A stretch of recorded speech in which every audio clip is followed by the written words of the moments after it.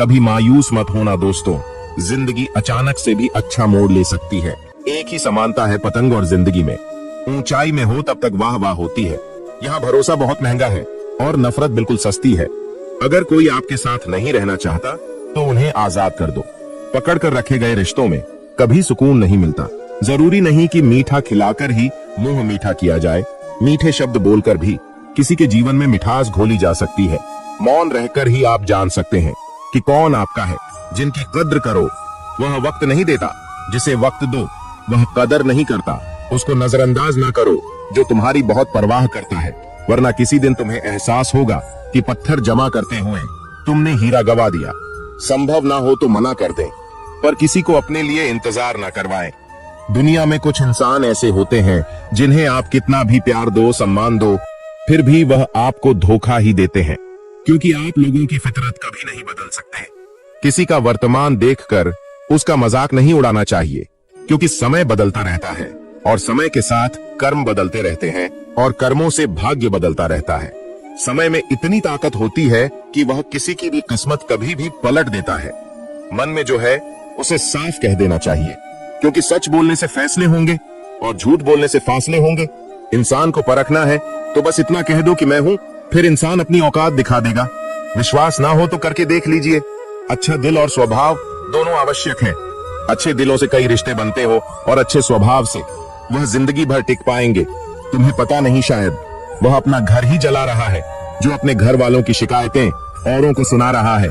ईश्वर तब तक खुश होते हैं जब वह देखते हैं दुखों के बावजूद इंसान उस पर विश्वास रख रहा है। और यकीन मानिए, आपके हर विश्वास की कीमत समय आने पर जरूर देते हैं। सहने वाला जब जुल्म सहकर भी मुस्कुरा रहा हो, उस इंसान का बदला स्वयं श्री कृष्ण लेते हैं।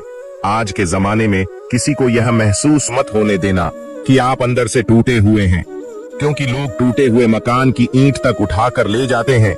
लोग अधिक खुशी में नजर और दुख में नमक जरूर लगाते हैं। लोग उपवास सिर्फ अन्न का करते हैं, जबकि दिल में जहर लोभ, लालच, क्रोध, बुरे विचार को पालते हैं। इतने कड़वे मत बनो कोई छक ना सके, और इतने मीठे भी मत बनो कि कोई निगल जाए। तरक्की की राह पर उसी का जोर चलता है। बनाकर रास्ता जो भीड़ से अलग चलता है। किसी को ज्यादा भाव दोगे तो वह आपको रद्दी के भाव बेच देगा। इसलिए किसी पर उतना ही लुटाओ जितना समेट सकते हो। भाग्य भी उसी का साथ देता है जो पहले खुद अपनी तरफ से सफलता प्राप्त करने के लिए कदम बढ़ाता है। कल शीशा था, सब देख कर जाता थे, आज टूट गया, सब बच कर जाते हैं। यह वक्त है साहब, दिन सबके आते हैं। ऐसे लोगों से बचिए जो आपके मुंह पर तो मीठी बातें करते हैं, लेकिन आपके पीठ पीछे से आपको बर्बाद करने की योजना बनाते हैं। चाह क्या है? बस परिस्थितियों से बना हुआ एक पुतला। खुशियों का कोई रास्ता तय नहीं होता। हर इंसान को अपने लिए खुद ही रास्ता बनाना होता है। यह बात जिसने जान ली, समझो खुशियों ने उसका पता लिख लिया।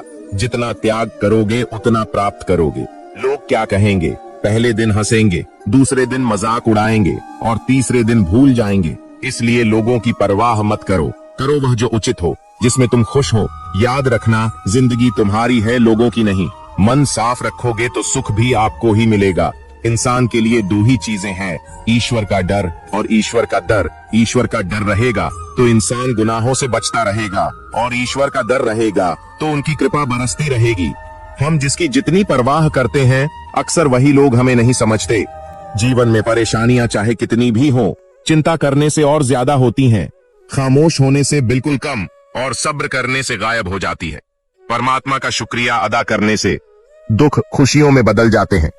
जिंदगी बहुत छोटी है। जो हमसे अच्छा व्यवहार करते हैं उन्हें धन्यवाद कहो, और जो हमसे अच्छा व्यवहार नहीं करते उन्हें मुस्कुराकर माफ कर दो। पता है लोग हमारी कदर क्यों नहीं करते? क्योंकि हम उन्हें ही यह एहसास दिला देते हैं कि हम उनके लिए हैं। इसीलिए उनको लगता है कि जब चाहे वह हमारा फायदा उठा सकते हैं, वह जैसे चाहे हर चीज आपसे करवा सकते हैं। रिश्ते उसी से रखो जो इज्जत और सम्मान दे, मतलब कि भीड़ बढ़ाने का कोई फायदा नहीं है। अंदाज कुछ अलग है मेरे सोचने का। सबको मंजिल का शौक है और मुझे सही रास्तों का। यह दुनिया इसलिए बुरी नहीं कि यहाँ लोग बुरे ज्यादा हैं, बल्कि इसलिए बुरी है कि यहाँ अच्छे लोग खामोश हैं। कहते हैं कि सब्र का फल मीठा होता है, लेकिन उस फल का क्या मतलब जिस सब्र से इंसान टूटकर बिखर जाए। रख भरोसा खुद पर। नक्शे तो पक्षियों के पास भी नहीं होते हैं, फिर भी वह अपना रास्ता ढूंढ लेते हैं। कभी यह सोचकर कमजोर मत पड़ना कि आप अकेले हो, बल्कि यह सोचकर हमेशा डटे रहना कि आप अकेले ही काफी हो। लोगों को इस बात से कोई फर्क नहीं पड़ता कि आप खुश हो या नहीं, उन्हें तो बस फर्क इस बात से पड़ता है कि आप उन्हें खुश रखते हो या नहीं।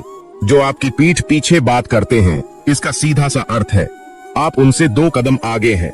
हमारे पास जो कुछ है उसका आनंद हम तभी ले पाएंगे जब हमारे पास जो नहीं है उसकी चिंता करना छोड़ देंगे। कामयाब होने के लिए अकेले ही आगे बढ़ना पड़ता है। लोग तो पीछे तब आते हैं जब आप कामयाब होने लगते हैं। बिना मतलब के कोई भी आपकी इज्जत नहीं करता, इसलिए खुद को इतना सफल बनाओ कि बिना मतलब के भी लोग आपकी इज्जत करें। दुनिया में सबसे ताकतवर इंसान वह है जो धोखा खाकर भी लोगों की मदद करना नहीं छोड़ता। जिस दिन हमारा मन परमात्मा को याद करने और उसमें दिलचस्पी लेना शुरू कर देता है, उस दिन हमारी परेशानियां हमसे दिलचस्पी लेना बंद कर देती हैं। हर किसी को अच्छा समझना छोड़ दो, क्योंकि अंदर से वह लोग वह नहीं होते जो ऊपर से दिखाई देते हैं। असली बड़ा आदमी वह होता है जिससे मिलने के बाद कोई खुद को छोटा महसूस ना करे। इंसान की पहचान करनी हो तो सूरत से नहीं, चरित्र से करिए, क्योंकि सोना अक्सर लोहे की तिजोरी में ही रखा जाता है। केवल उस इंसान को आपकी आलोचना करने का अधिकार है जो आलोचना करने के साथ सहायता करने का भी भावना रखता है। आंसू दिल दुखने पर निकल आए, पर किसी का दिल दुखाने के लिए कभी ना निकले। अपने लोग नहीं अपने घर लौट कर आते हैं। आज के समय में कोई अपना नहीं होता। लोग तभी तक आपके होते हैं जब तक उनका कोई स्वार्थ होता है। किसी को कुछ कहने से पहले एक बार जरूर सोच लेना कि अगर वही शब्द आपसे कहे तो आपको कैसा लगेगा। जब तुम्हें लगे कि तुम्हारा कोई नहीं है तो आसमान की तरफ देखना, वहाँ जो है वह हमेशा से तुम्हारा था और तुम्हारा हमेशा रहेगा। कभी दुश्मन की मदद करनी पड़े तो झुक मत, हम दिल वाले हैं। बदला लेना तो बुजदिलों का काम है। जिन लोगों को अपना लक्ष्य पता होता है वह लोगों की बात पर इतना ध्यान नहीं देते और निरंतर अपने काम में लगे रहते हैं और अपने लक्ष्य को पा लेते हैं। जबकि जो लोग दूसरों की बात में आ जाते हैं वह दूसरों को नुकसान तो करते ही हैं, अपना भी नुकसान कर बैठते हैं। बहुत पहले की बात है, एक छोटे से गांव में एक युवक रहता था जिसका नाम था आकाश। आकाश का परिवार साधारण था, लेकिन उसके अंदर असाधारण जिज्ञासा और आध्यात्मिकता के प्रति गहरी रुचि थी। बचपन से ही गांव के बुजुर्गों से सुनी कहानियों ने उसकी आत्मा में एक अनोखा जोश भर दिया था। वह जीवन के गहरे अर्थ की तलाश में निकलने की सोचता रहता था। एक दिन आकाश ने निर्णय लिया कि वह गांव से बाहर जाकर पहाड़ियों में स्थित एक प्राचीन शिव मंदिर की यात्रा करना चाहता हूँ। कहा जाता था कि उस मंदिर में भगवान शिव स्वयं वास करते हैं और वहां जाकर साधना करने से आत्मा को शांति और ज्ञान की प्राप्ति होती है। उसने अपनी माँ से आशीर्वाद लिया और पिता से विदाई ली। अपनी यात्रा शुरू करने से पहले उसने कुछ आवश्यक सामान और थोड़े पैसे रखकर निकल पड़ा। पहाड़ियों की यात्रा आसान नहीं थी। रास्ते में आकाश को अनेक कठिनाइयों का सामना करना पड़ा।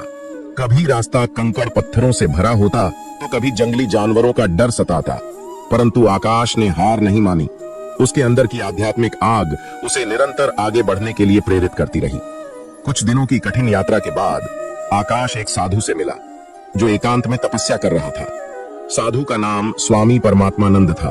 आकाश ने उनके चरणों में गिरकर आशीर्वाद मांगा और अपने जीवन की दुविधाओं के बारे में बताया। स्वामी परमात्मानंद ने मुस्कुराते हुए कहा, बेटा, सच्ची शांति और ज्ञान की प्राप्ति केवल बाहरी यात्रा से नहीं बल्कि अंदर की यात्रा से होती है। स्वामी परमात्मानंद ने आकाश को ध्यान और साधना की विधियां सिखाई।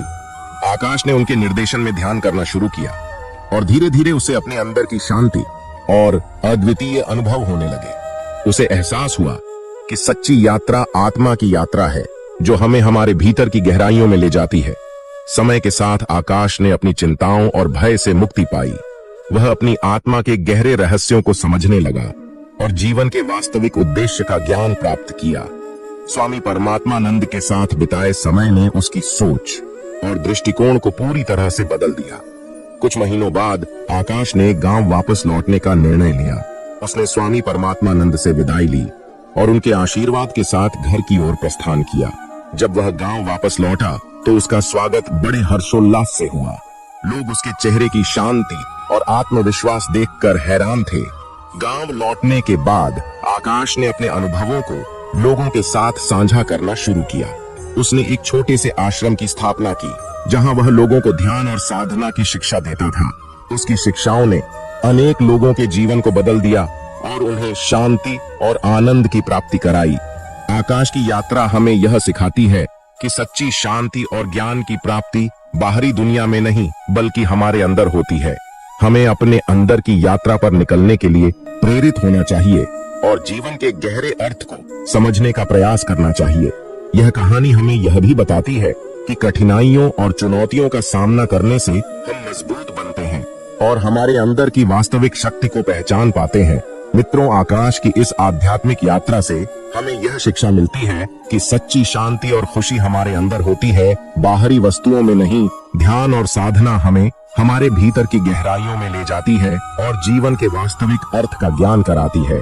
कठिनाइयों का सामना करने से हमारी आत्मा मजबूत होती है और हम अपने जीवन की सच्ची राह को पहचान पाते हैं। सेवा और प्रेरणा से हम दूसरों के जीवन को भी बेहतर बना सकते हैं और समाज में सकारात्मक बदलाव ला सकते हैं। जय श्री कृष्णा।